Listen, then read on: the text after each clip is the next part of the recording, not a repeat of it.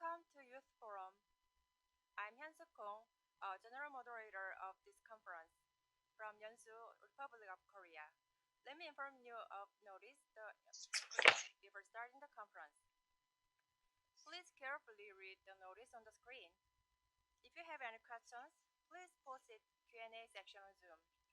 Moderators will collect them for discussion. And if you have any comments to share, please post them in the chat. Click the language for the translation. You may find an author-like icon on the menu. Please click it, and you can tune into an English, Greek, Korean channel. Now, Ms. Ashley Stepanek, have the floor. Hi, thank you very much. Good afternoon, everyone.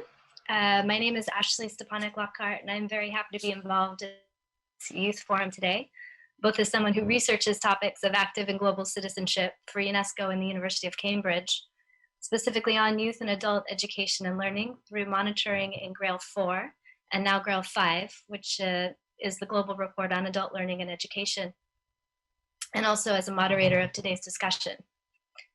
So today's youth forum is on this age group's fundamental role in pushing forward truly democratic thinking and practices through active and global citizenship in the way that previous panelists today and yesterday have described. Viewing this type of education as a deeply creative, co-generative, and open-ended activity to help us achieve SDG 4.7 as a mobilizer for achieving the other SDGs. Also as an inclusive process that crucially incorporates the voices of people who are often left out of the conversation, which some could say is often youth, depending on country and sub-regional context. To me, systematically including these voices, not as a box-checking exercise, but towards real felt change in the close and foreseeable future that brings up and supports all groups, encapsulates the truly transformational potential of the SDGs. And to be clear, and this should be underlined, youth may have the motivation, capability, and even the social pressure and expectation to act in the interest of principles of social and sustainable development. We should welcome them and feel lucky to have them. But youth do not always seem to be able to contribute in a bigger way because of pre-established power structures, systems, and how institutional approaches are often designed and executed, and by whom. Harnessing this agency and letting people who actively want to participate and are full of ideas, full of hope and inspiration, and often more than competent, into that conversation to start designing actions in concert with government, institutional partners, civil society, and the private sector, among others, is something I look forward to considering today through thinking guided by our keynote speakers, Professors Bryony Hoskins and Ted Fleming, whom we're very fortunate to have with us today. Thank you for participating. And short inputs from youth representatives from cities and municipalities from around the world in Greece, Poland, Brazil, and Guinea. Thank you also for coming to the forum today to participate. I look forward to hearing what these youth representatives have to share about what they are doing on the ground in their respective locations to promote active and global citizenship as stimulated by relevant education and learning opportunities, pointing out key activities for furthering thinking and innovating on how to involve youth more upstream in a productive and long-term way. I also look forward to hearing how cities and municipalities are promoting this work. On that note, I'm happy to introduce Professor Bryony Hoskins, who will be speaking to us today about what works in citizenship education and learning political engagement. Just to give a brief introduction, Professor Hoskins holds a chair in comparative social science at the University of Roehampton, and is an internationally renowned expert on political socialization, specializing in political engagement across Europe and the Middle East.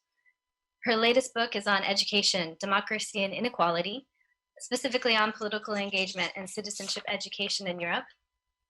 She has multiple research projects on these subjects funded by different organizations working on social development, and previously led similar funded research for the University of Southampton and the Institute of Education at University College London, where she is part of the ESRC Lakes Research Center.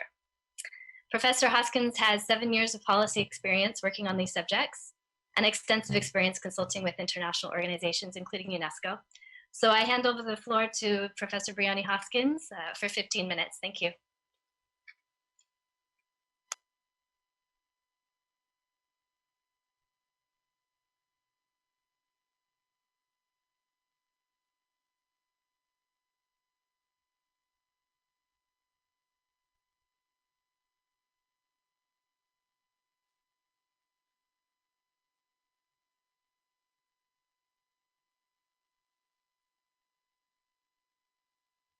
Bryony, I think you need to unmute your mic.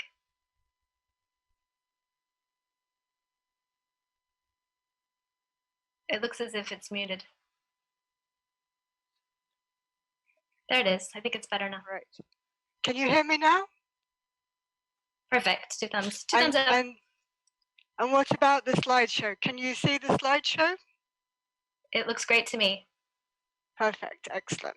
Okay, thank you very much, and thank you for that very comprehensive introduction. What I'm going to be presenting today is building from 20 years of research in the field, really, of citizenship education. So this research I've been doing in Europe, and also research which I've been doing in the Middle East and North Africa. And basically, the reason that I'm looking now at what is effective and what works, and trying to bring this all together, is that I've been working very much in the youth field, working with youth trainers, evaluating citizenship projects both in school and in non-formal education, and realizing the gap between the knowledge of what is known in rigorous and quantitative and field trial research and what is known in practice in terms of what is effective.